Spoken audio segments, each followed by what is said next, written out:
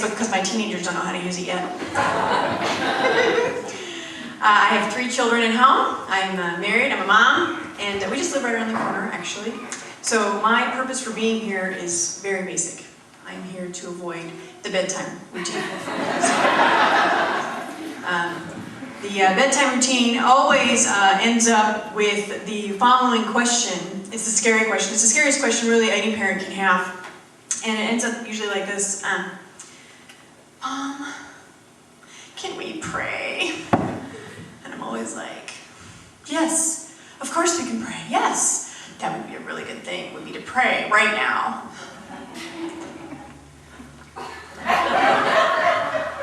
So we start praying. And I'm there, I'm waiting, I'm ready. Mommy? Yeah. Mommy? Yes.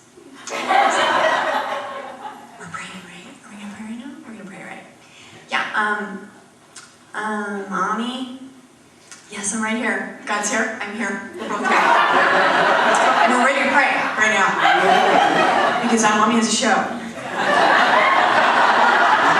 In a few minutes. But you know, this is so important that I really want to hear what you have to say. So what is it? What is it? Well, Mommy, and it just kind of continues, right? And so, finally we get to the point, and they're like, well, okay, now here we go, we're gonna get going. And then it gets to this part of the prayer time, and it's, I don't know what to pray for, Mommy. Do you know, what can I pray for, Mommy? Well, we can pray for Daddy. I don't want to pray for Daddy. Well, then we don't need to. That's not a problem. That's not a problem. I don't have to pray for Mommy. Mommy, I don't have to pray for her. How about if you pray for the dog? I don't want to pray for the dog. Okay, that's fine. How about your toys? No. Your mom? No. Brother? No. No. Toys? No. How about if you pray for the carpet? You want to pray for the carpet? You can pray for the carpet, the bedspread, anything really in the room. Just pick something would be good. Really anything at this point that we could pray for would be excellent. And so, it's not that I don't like prayer, really, it's just that I don't need God to be a witness to my wretched behavior during that time. You know what I'm saying? So, that's really weird. Because really, inviting, when you're praying with your kids, for me anyway, it's sort of like, so you're there, God's there, your kid's there, it's sort of like inviting your boss to a really important meeting between you and the village idiot, you know? It just doesn't work. My other favorite part of the week as a mom is driving to church. That's always a really good time. I know it starts out really well for us in the morning. We start with such good intentions. Okay, it's time to get up and go to church. You know, that's what we're supposed to do. It's a good thing. It's an important thing. And so we all get up and we're getting ready, and then there's always that one kid, you know, it's just that one, that same middle, Brandon, no names, that middle child, you know, who just can't get her act together, and so doggone it, no matter how hard I try, we always get to that point where it's like, get in the car! I just gotta teach people about Jesus, so. Can you hurry up? So then we get in the car, and they're like, okay, everybody, we're gonna start over. We're gonna start over, okay? We're just, okay, everybody, deep breaths. Here we go. We're going to church.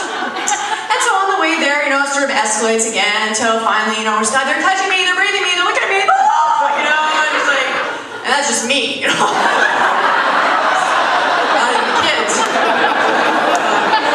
And it always gets to that point where I'm like, everybody, shut up! People can see us fighting in the car. I know this because I can see them fighting in their car. You know, I always get the, you know, we don't say shut up in our house, Mom.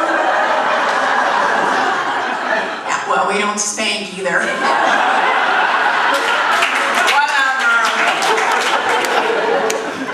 So one week this was going on, I was going through the whole church routine, and of course we get to the church, and I'm like, okay, now get out. Everybody, let's go, we're here. Let's go. Let's go. Let's go. Let's get out. Come on. We're here. Let's go. Let's go. And then, you know, there's like that one child, that middle child, just can't get right. So this one way we're going through the system, and we get to the church, and I'm just mad.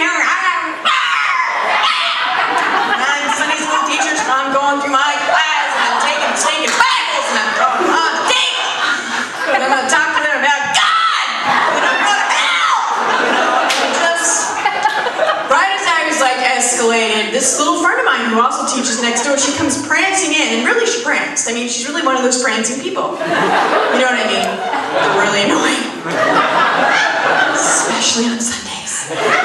She comes running in, she's like, Jen, here's the Bible verse we're learning this week. And I hate it when people do that to me, you know, they pull out the whole Bible verse right when you need it. And she was like, refrain from anger and turn from wrath. It leads only to evil. Thank you.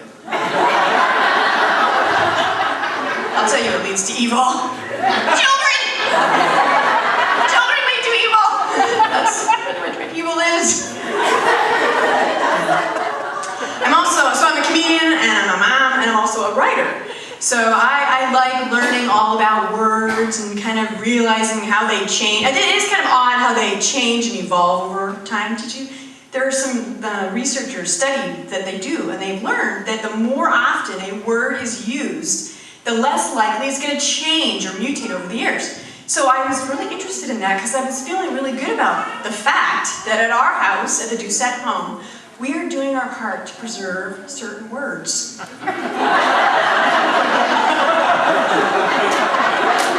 For future generations.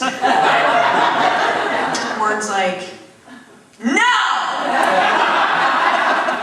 You know, and what is it about the word no you don't understand? You know, that. And then there's always my favorite that we really work really hard to preserve this one, and that is the word toilet paper!